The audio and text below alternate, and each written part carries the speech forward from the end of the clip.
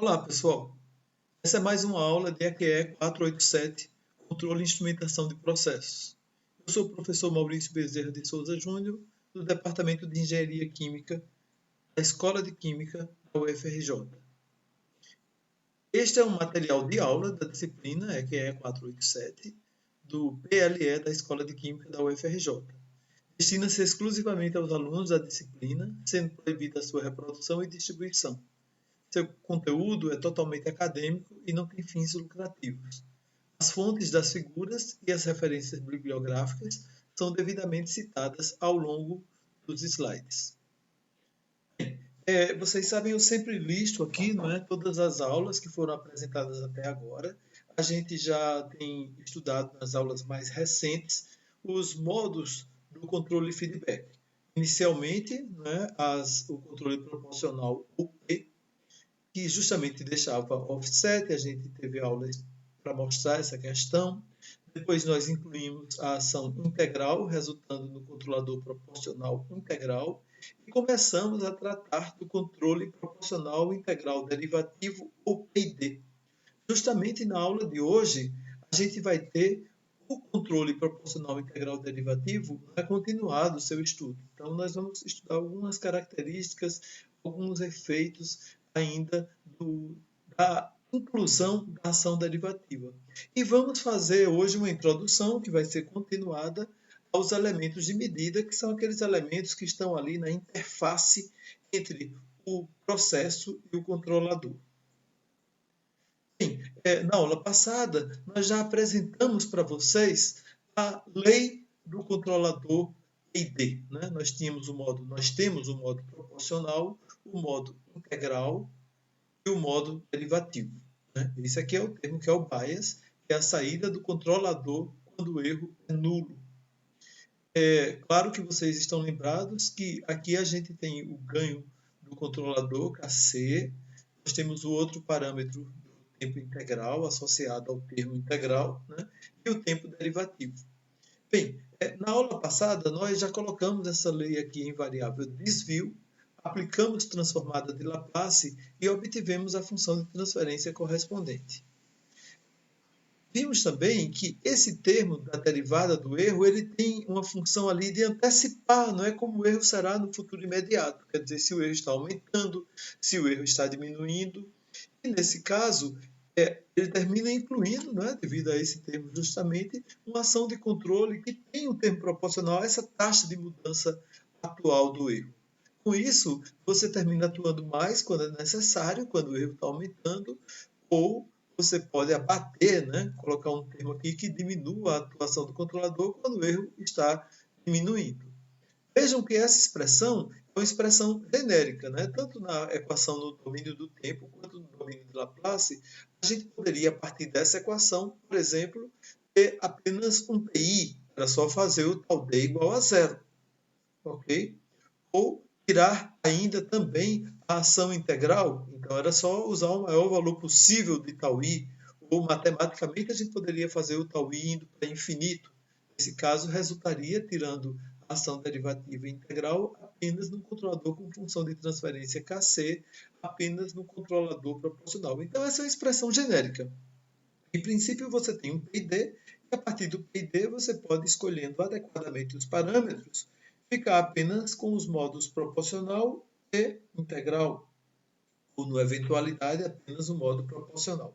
A gente vai ver até que tem algumas regras de sintonia em que você, inicialmente, faz uma análise considerando apenas o controle proporcional. Então, nesse caso, seria, uma vez tendo um PID, como eu já falei, tirar a ação integral e a ação derivativa para resultar apenas no P.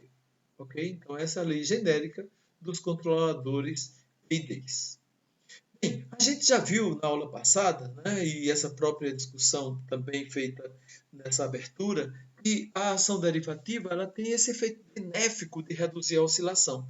Porque a gente viu que a oscilação que se tinha em malha fechada era como se fosse um preço, digamos assim, que se pagava pelo fato de se ter colocado a ação integral, né? Que a ação integral era uma ação assim mais enérgica, né? Quanto menor o tau i, mais enérgica ela será, mas ela tem uma vantagem, a ação integral, que é que é eliminar o offset. Então, esse preço que é pago pela eliminação do offset pela ação I, que é o preço da oscilação, essa oscilação pode ser reduzida pela utilização da ação derivativa.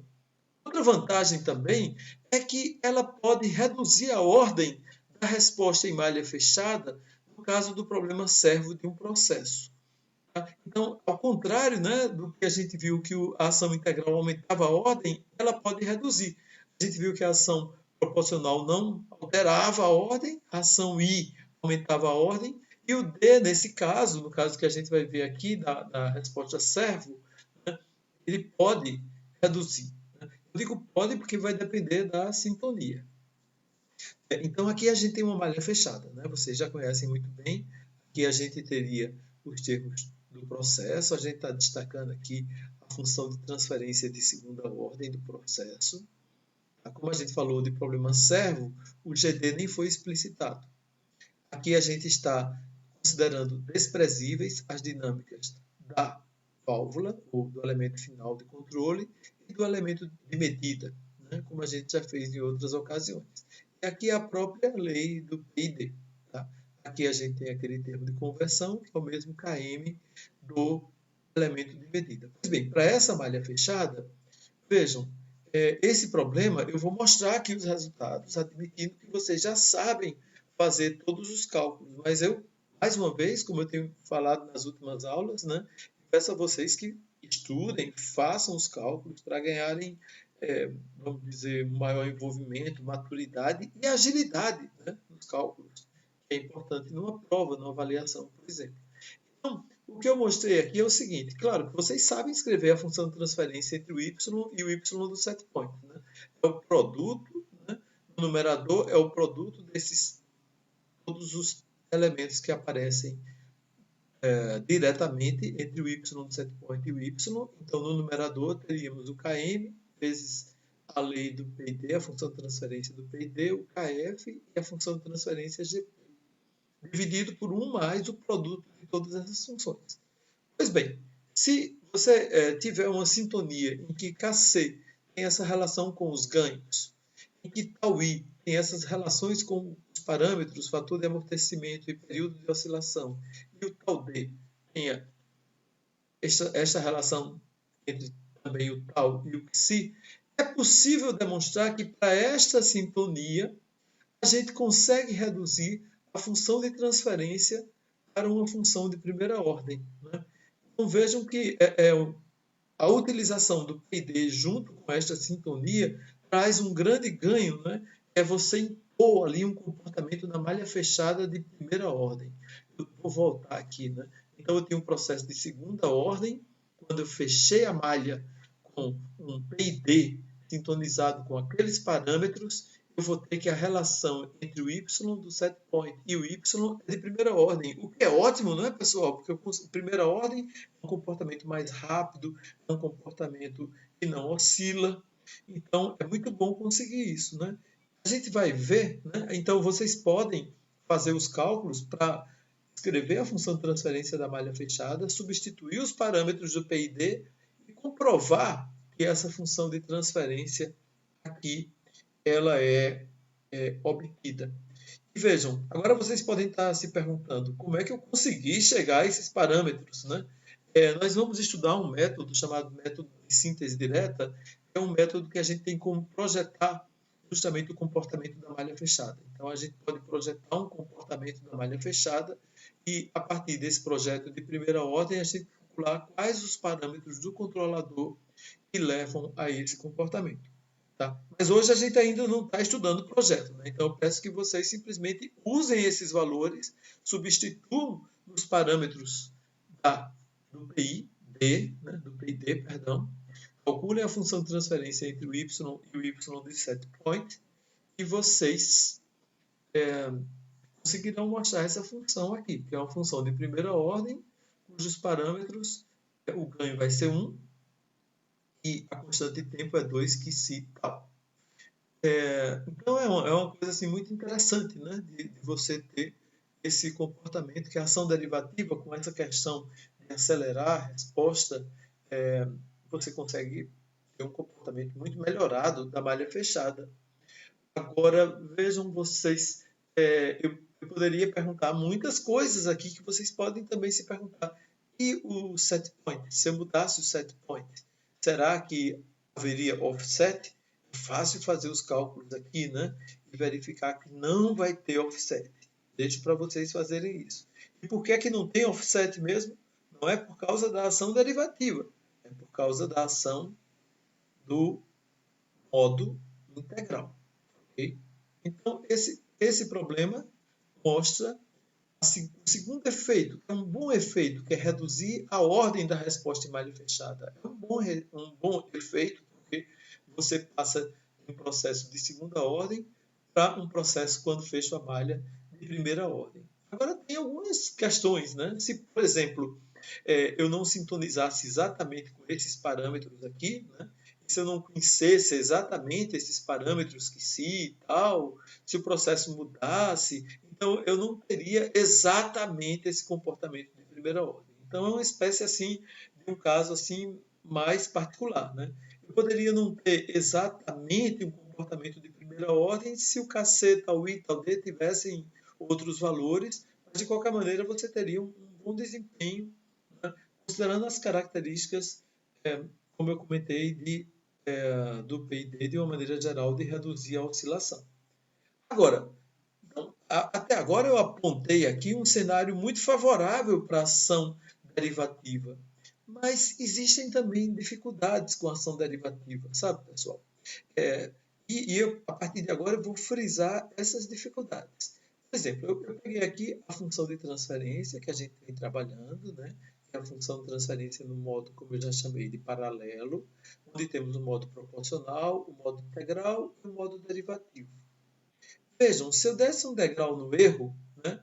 Então aqui tem os cálculos, né? Depois de passar por cada um desses bloquinhos, a gente teria esses resultados e aqui essa saída. Então essa seria a saída do controlador, certo? Só que é uma saída no domínio de Laplace.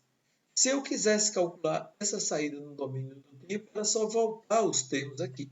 Então aqui a gente teria um termo constante, né? Pelo que a gente sabe de transformada inversa de Laplace, daria um termo constante. Aqui daria um termo KCE sobre tau I. A transformada inversa de 1 sobre S ao quadrado é T. Então daria tipo uma rampa. Mas o termo mais, digamos assim, que causa problema é esse termo aqui. Porque seria a transformada inversa de uma constante. Vocês estão lembrados qual é a transformada inversa de uma constante? Por exemplo, seria a mesma coisa que a transformada inversa da constante vezes, né, a transformada inversa da constante. Eu posso tirar a constante da operação de transformada inversa, então ficaria a constante vezes a transformada inversa de 1. Estão lembrados quem é a transformada inversa de 1? É o impulso, aquela função impulso unitário, que é tipo um pico instantâneo que ocorre. Então, vejam, se isso aqui daria como resposta um pico, significa que se eu desse um degrau no erro, tá certo?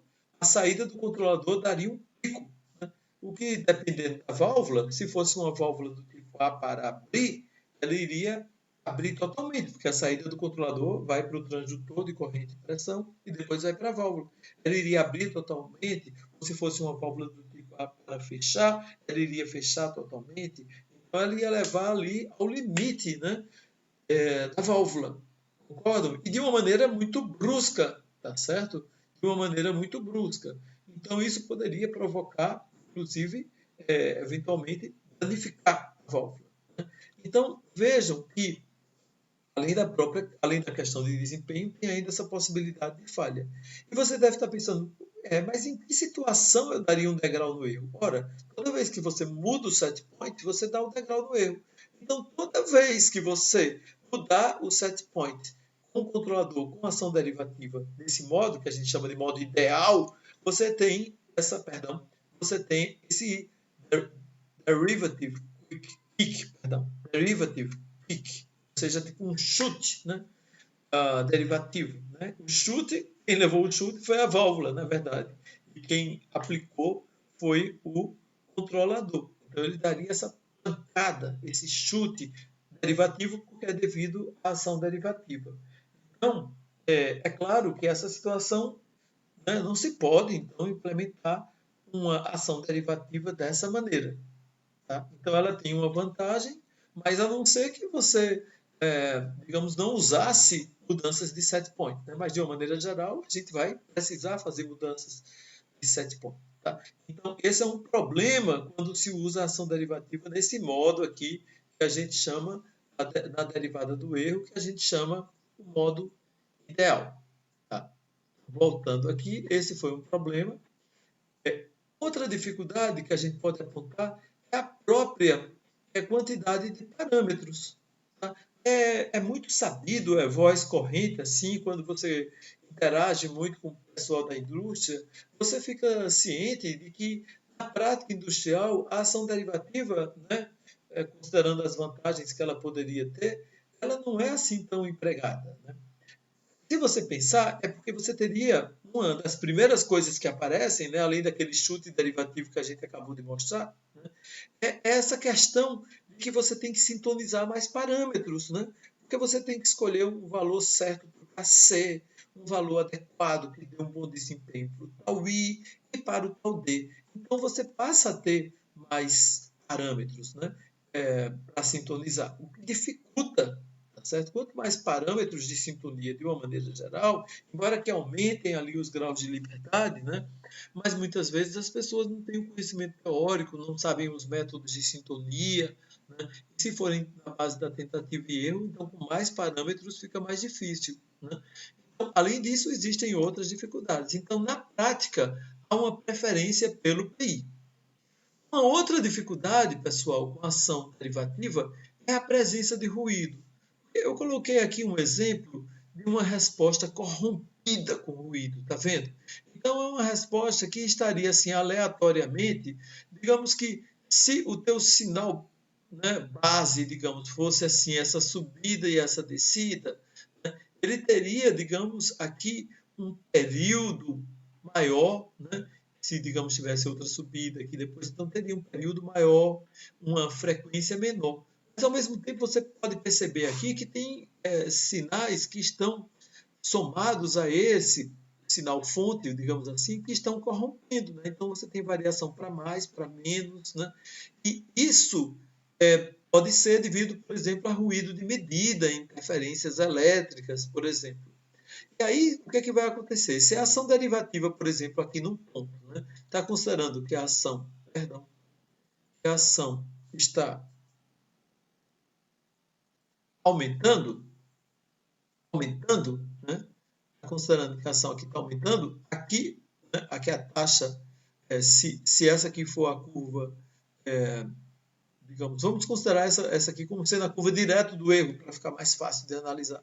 Então, aqui estaria aumentando, aqui já estaria diminuindo, percebe? Então, assim, enquanto que a curva, se tivesse suavizado, estaria apenas aumentando, se você pegar valores pontuais como aqui e depois para cá, há uma taxa que passaria de positiva para negativa. Okay?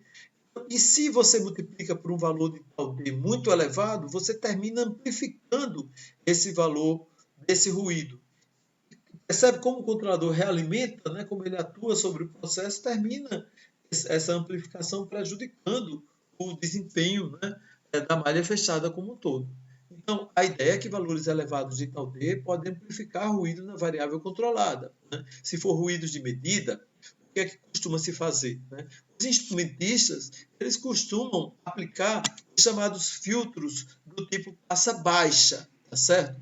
Porque, por exemplo, o sinal aqui importante realmente do processo teria uma baixa frequência. Então, a ideia é aplicar um filtro que deixe passar a baixa frequência e que filtre a alta frequência. Eu até coloquei assim, que seria tipo um filtro de primeira ordem. Vocês lembram do diagrama de Bode de razão, aqui era a curva de razão de amplitudes, né?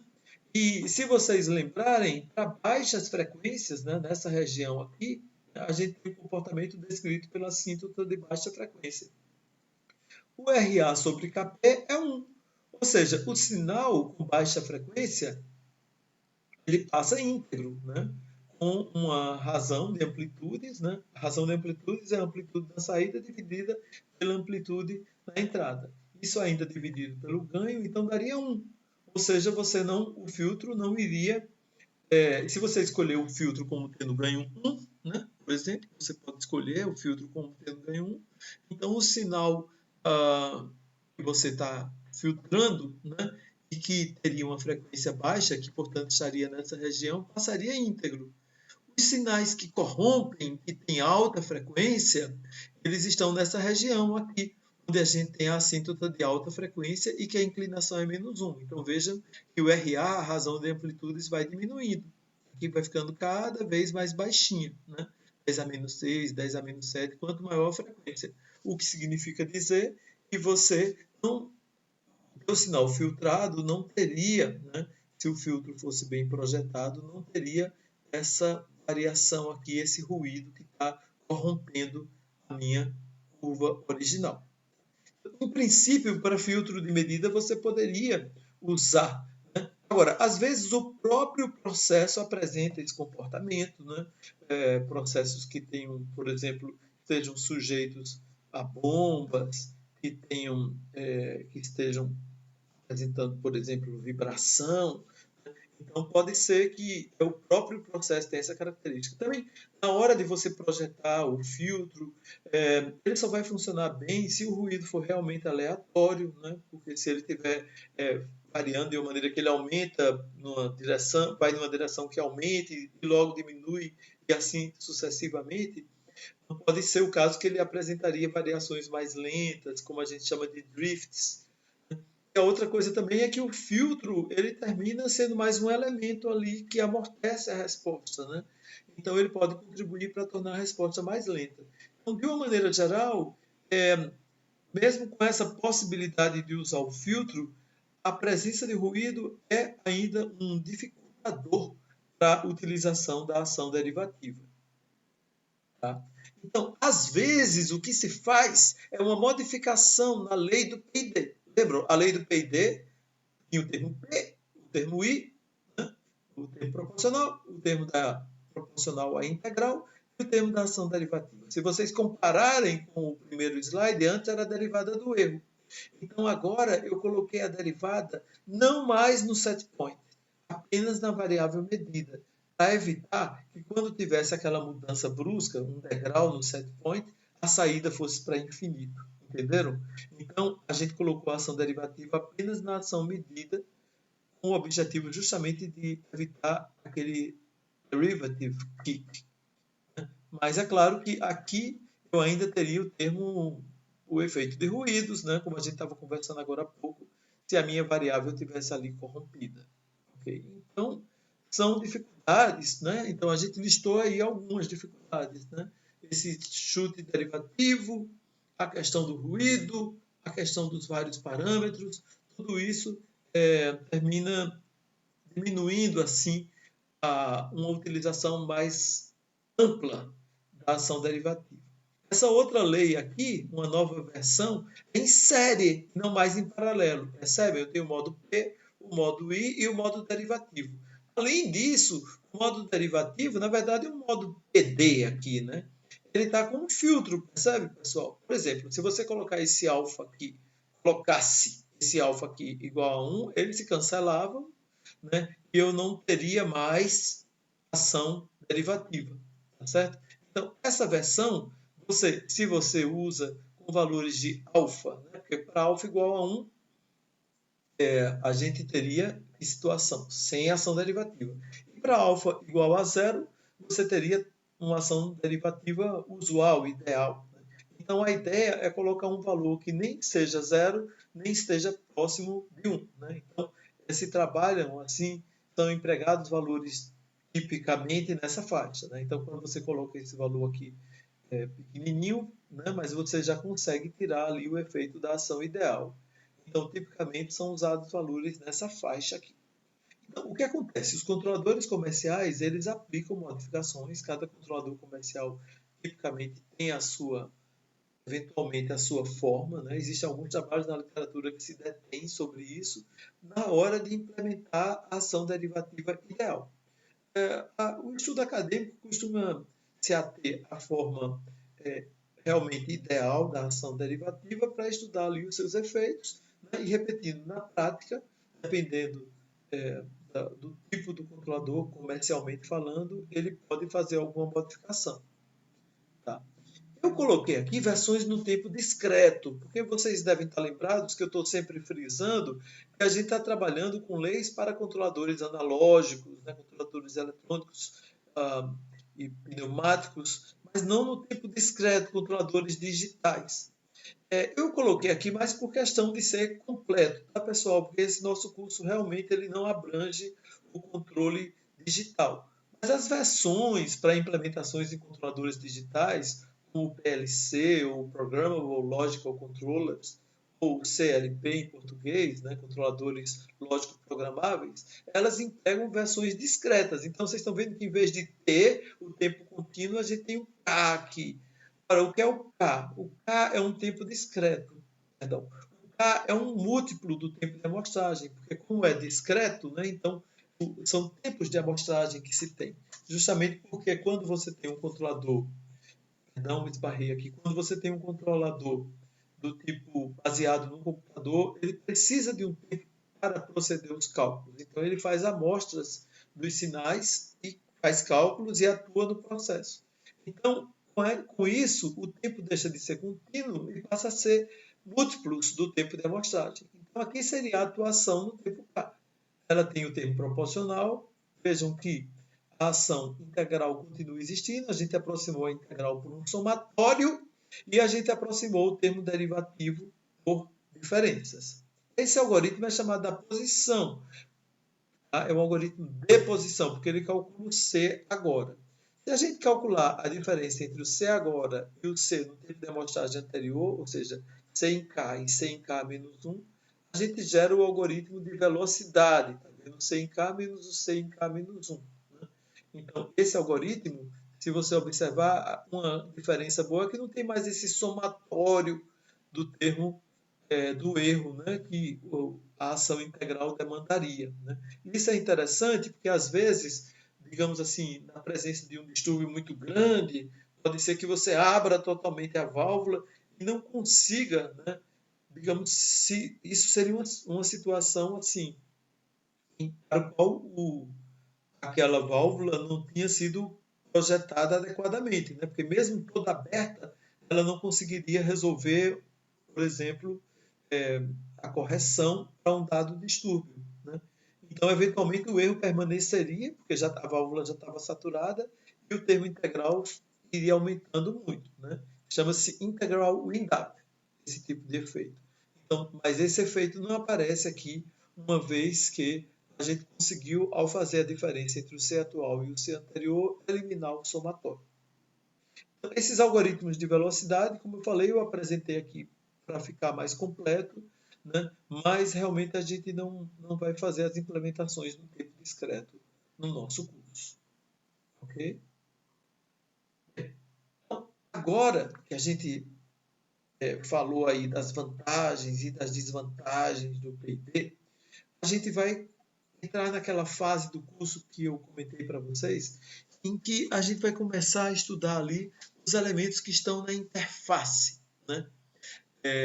Que são justamente os elementos que estão ali entre o processo e o controlador, responsáveis por fazer a medição e transmissão de informação do processo para o controlador, e os elementos que permitem ao controlador atuar sobre o processo, né, os atuadores. Vocês viram que a gente fez suposições, né, e que essas suposições são comumente feitas na hora de simplificar o projeto do sistema de controle. A gente estava considerando que os elementos né, do sistema de controle ali, os instrumentos e os manipuladores, né, eles tinham um comportamento linear, né, basicamente a gente estava considerando comportamento linear, e tinham dinâmica desprezível. Né? Lembram? Eu considerava GM igual a KM, GF igual a KF. Isso depende de um projeto adequado ali dos instrumentos e dos manipuladores. Né? Por exemplo, válvulas muito grandes, numa dimensão que estaria superdimensionada para um dado processo, vai incluir ali uma dinâmica, né? Vai incluir ali uma dinâmica que é desfavorável ao projeto de sistema de controle. Até fiz uma pausa aqui que eu estava me lembrando de uma experiência própria que eu vivi, né, quando eu era estudante do mestrado. A gente montou uma unidade no laboratório do Programa de Engenharia Química, da COP, em que a gente misturava água quente com água fria, e o objetivo era controlar a temperatura no tanque que recebia essas correntes de água quente e água fria, né? Então a gente usou, enfim, uma caixa d'água para fazer esse tanque, mas a gente recebeu uma doação de válvulas industriais. Então eram válvulas muito grandes, muito dimensionadas para aquela capacidade daquela válvula. Então, para aquela capacidade daquele tanque. E aí o controle terminou ficando muito difícil, porque pequenas manipulações da válvula, né, já provocavam uma variação muito grande nas vazões das correntes que iam para o tanque, dificultando o controle. Então era um caso realmente de que a dificuldade de controle era devido a uma questão mesmo de projeto, né? Então, é preciso ser cuidadoso nesse projeto. Tá? Então, é claro que a gente falou dos elementos de medida, dos atuadores, né, mas a gente precisa ali dos sinais. Né? Os sinais, conforme eu já falei para vocês, eles são basicamente padronizados. Né? Então, por exemplo, os sinais eletrônicos, como a gente já falou no início do curso, né, que são utilizados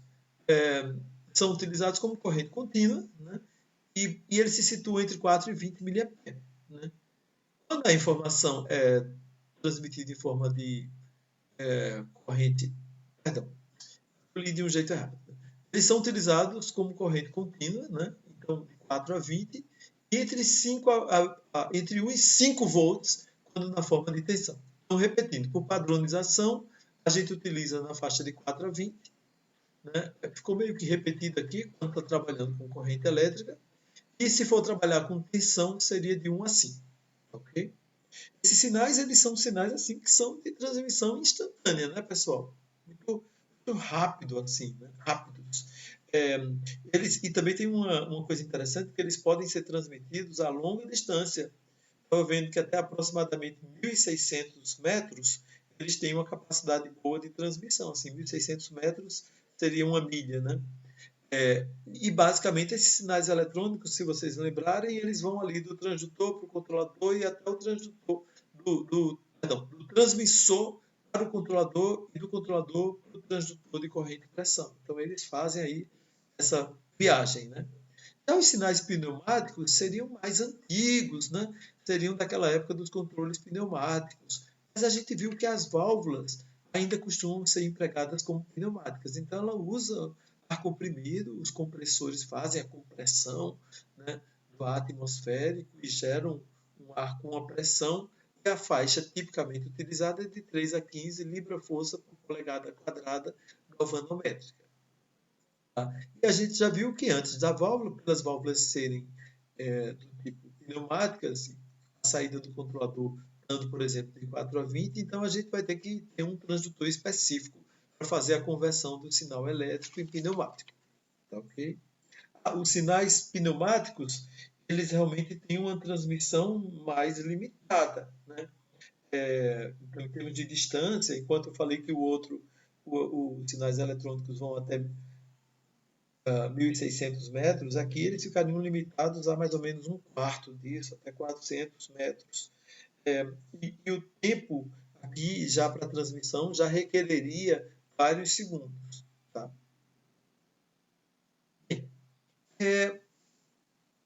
Outros elementos da malha que são importantes, justamente do ponto de vista lá na hora da medição, né, você tem que ter um elemento sensor. Né? Esse elemento sensor ele vai variar em função do princípio físico, que é diferente para cada variável de processo, porque você está medindo a quantidade. Né? Então, o transdutor ele vai ser composto do elemento sensor e do transmissor. Então, o que é o transdutor? Como a gente vai ter essa apresentação ali embaixo. um dispositivo que vai receber a quantidade medida, né? Uma quantidade que é medida, que tem uma informação do tipo física ou química, é uma temperatura, é uma pressão, é uma composição, né? E aí ela é quantificada, essa quantidade, né? Essa informação física ou química, ela é quantificada através de um sensor e depois o transdutor, que seria o conjunto, né? Vocês estão vendo, eu coloquei aqui tracejadinho, o transdutor. O transmissor vai ser encarregado, né, de transmitir esse, é, essa informação física quantificada através do sensor de uma forma física alternativa. Por exemplo, em um sinal de 4 a 20, em um sinal de 3 a 15. Tá certo? ESIG, 3 a 15, 4 a 20 mA.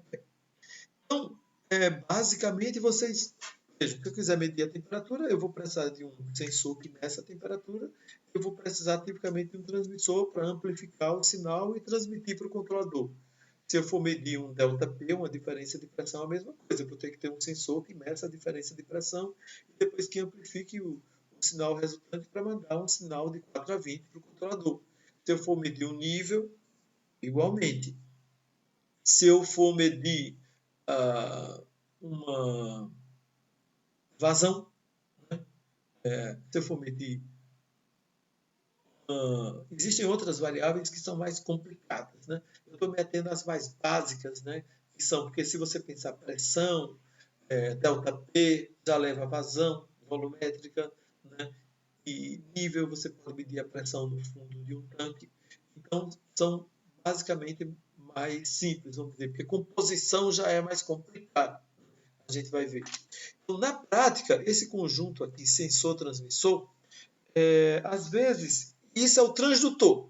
O nome é fácil de entender, né? Como se ele traduzisse de um tipo de, vamos dizer, de expressão daquela informação para outro. É a mesma informação, só que aqui ela estava em grau centígrado e aqui ela vai estar em miliampere. Né? Aqui ela poderia estar numa grandeza que tivesse a ver com composição e aqui você teria uma informação que estivesse no sinal eletrônico, por exemplo. Então, o transdutor vai converter de um tipo em outro e ele é composto por esses dois elementos. O transmissor, basicamente, é o que vai amplificar, colocar num sinal que possa ser transmitido ao longo das linhas de transmissão e que possa ser recebido e interpretado pelo controlador. Então, o transdutor típico usualmente converte a saída do sensor, então, usualmente converte a saída do sensor para um nível de sinal apropriado para a entrada para um controlador, como eu falei, ao combo de 4 a 20. E como eu já tinha falado em outros momentos nesse curso, normalmente os transmissores são projetados para serem de ação direta. Ou seja, se a quantidade medida está aumentando, o transmissor aumenta também. A gente trabalha normalmente em faixas lineares, tá certo, pessoal? Porque quando tem não linearidades, complica muito a informação, a interpretação do sinal. Então, a gente está tipicamente assumindo aqui uma faixa onde se tenha um comportamento do tipo linear. Tá? Então, o transdutor, eu acho que eu esqueci de dizer uma frase, me lembrei agora. Na prática, às vezes as pessoas chamam de transmissor, mas elas estão se referindo ao conjunto completo aqui, ao próprio bloquinho do transdutor. Tá? Quando elas falam do transmissor, mas elas estão considerando que ele está ali acoplado com o sensor. Por exemplo, dizem um transmissor de temperatura, entendeu? Mas elas estão considerando que tem ali o termopar também. Existe toda uma terminologia que é muito importante, né? E que, inclusive, essa terminologia, digamos, ela é inerente à área, é usada pelos instrumentistas. Ela também é importante ser conhecida porque ela nos ajuda nos cálculos, né? Então, e ela, se você está trabalhando na prática com os instrumentos, você vai ter que fazer essas sintonias, por exemplo, na hora de calibrar, né? Porque, por exemplo, você tem que definir o alcance. Em inglês eles chamam range. O que é o alcance? Seriam os limites máximo e mínimo da variável de processo para o qual o transdutor foi calibrado. Então, por exemplo, colocando aqui um exemplo muito fácil, mas assim, muito facilmente interpretável, né, de temperatura. Então, Então, se você tem um limite máximo que você está medindo de 100 e mínimo de 20, então a gente diz que esses números 100 e 20 são o alcance ou range. Percebe? Percebe que se você tem um transmissor aí, um transdutor, né? Eu já estava falando, usando essa questão, né, de chamar o bloco todo de transmissor. Mas um transdutor cuja saída seja de 4 a 20, percebe? E se você tem uma razão linear, então, por exemplo, para 4 ele daria 20, tá certo? Para 4 mA ele daria 20 graus. E para 20 mA seria 100. Né? E no caminho a gente teria aí uma interpolação linear. Okay? Então vejam que se eu sei o alcance, e se é um instrumento cuja saída é de 4 a 20, eu sei tudo sobre ele. Né? Porque a faixa é um termo equivalente, é o chamado span, faixa ou span, que seria o intervalo entre os limites máximos e mínimos. Entre os limites máximo e mínimo. Né? Então, para esse exemplo aqui, entre 100 e 20, a faixa ou span seria 80. Você pode dizer que é o zero. O zero é o menor valor da variável, tá certo, que você está medindo, que corresponde à saída mínima do transdutor. Então, por exemplo, para 4 mA, né, nesse caso, o zero é 20. Percebe? Então, vejam, se você, por exemplo, der o zero e o span, você tem o alcance. Concorda? Se der o zero e o span, eu tenho o alcance. Se eu dou o alcance, eu já tenho o zero e o span. Né? Costuma-se dar o zero e o span. Normalmente você, digamos assim, na calibração, escolhe o zero e o span. Entendeu? Aí, porque quando você escolhe o zero, que é o menor valor que você vai medir, que equivale a 20. Perdão, cometi uma coisa errada. O zero, que é o menor valor que você vai medir, que equivale a 4 mA, não é isso?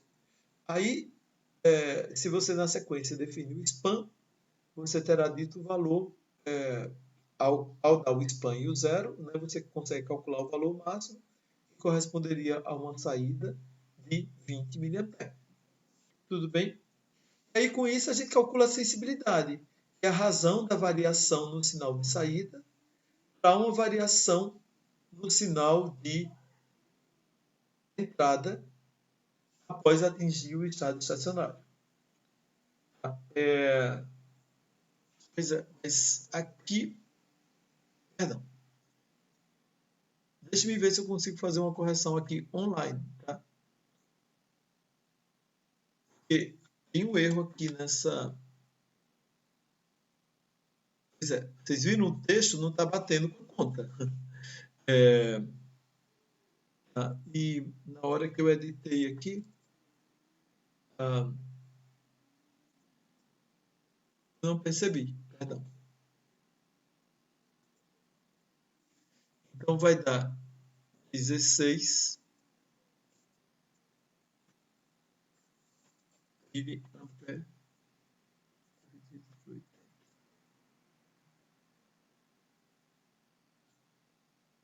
Só...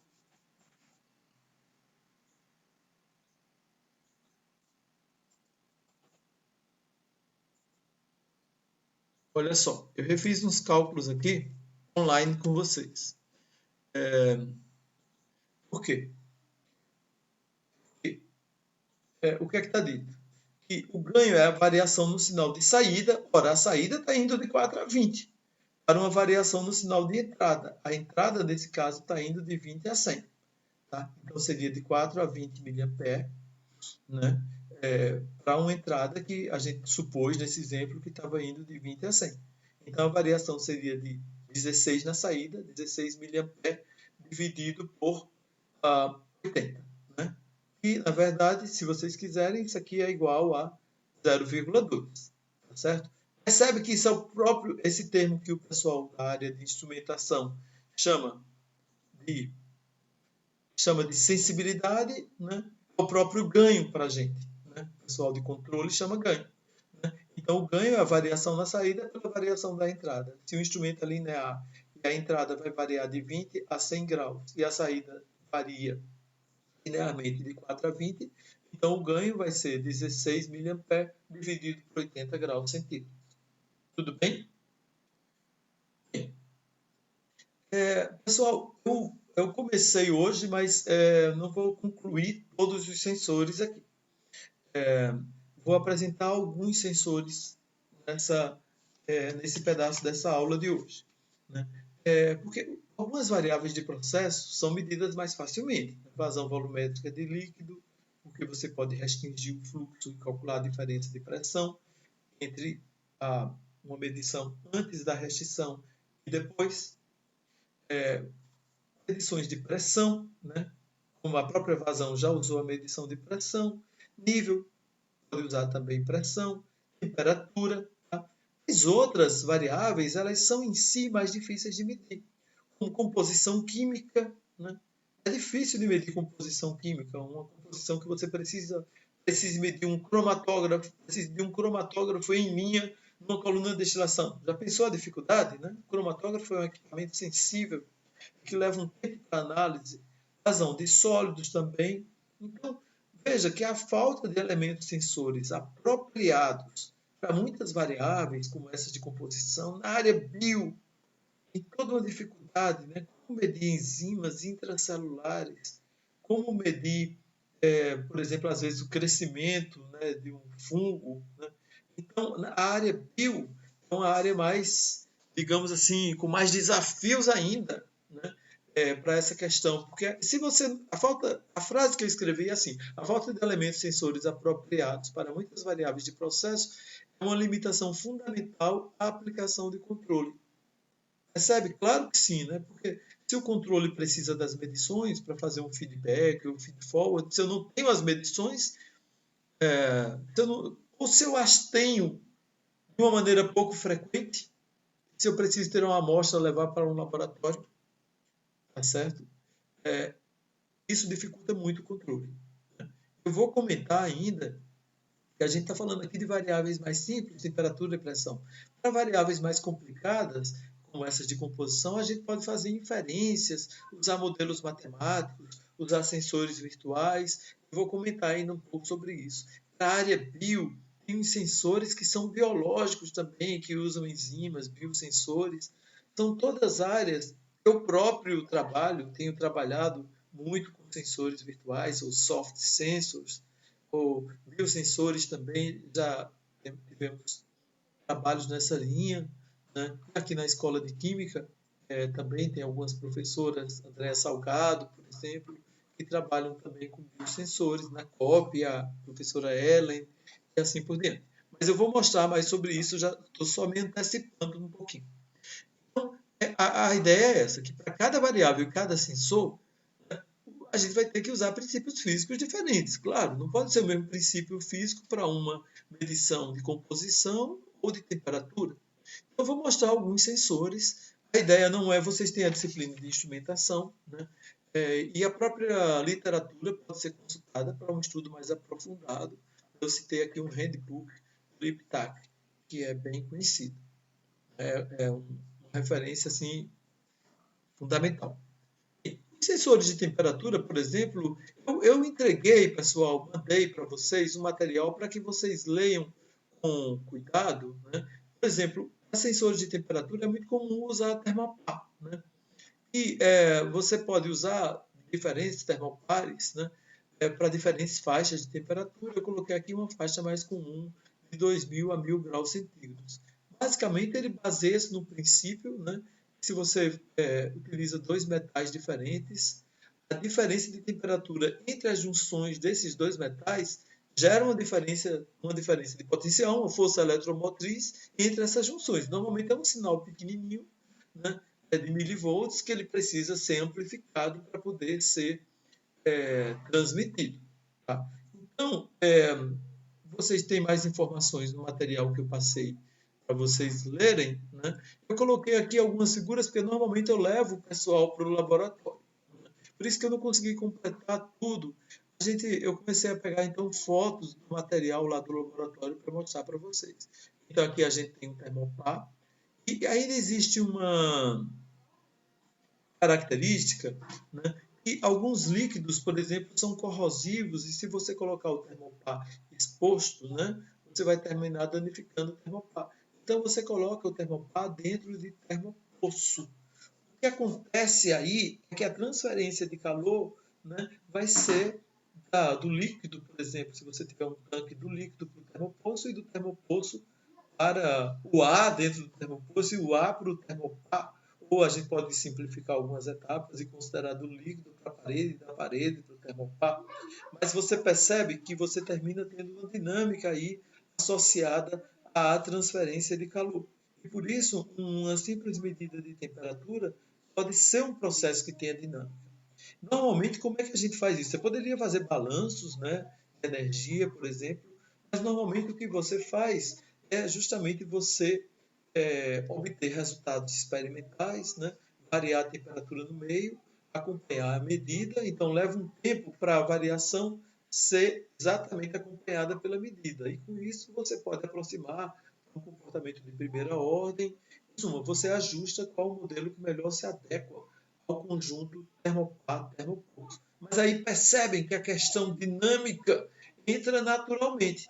Pode ser que essa dinâmica seja tão relativamente rápida frente ao processo, um tanque tão grande, cuja dinâmica seja tão mais lenta, que não seja significativa. Mas pode ser que seja também, e aí você tenha para o GM, o elemento de medida, você tem um KM, que a gente discutiu agora há pouco como se calculava, e tem uma constante de tempo também, por exemplo, se for um processo de primeira ordem. Poderia ser até segunda ordem, percebe? Porque você teria a transferência do meio para a parede e da parede para o termopar. Então, talvez você tivesse que considerar um processo até como segunda ordem. Eu vou parar com esse, eu vou falar de mais sensores e das válvulas na próxima aula gravada, né? Vocês viram que eu estou usando muito material próprio. Eu citei aqui o LipTac.